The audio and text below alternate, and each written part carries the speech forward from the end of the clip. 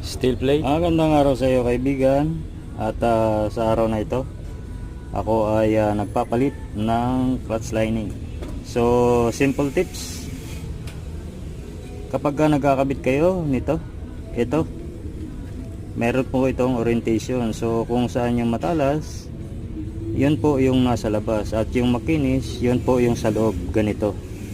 Ganyan. Nandito yung matalas, nandito yung makinis. Ayan. Ano po ang epekto nito kapag mali ang orientation? So ito walang problema, baliktaran kahit paano.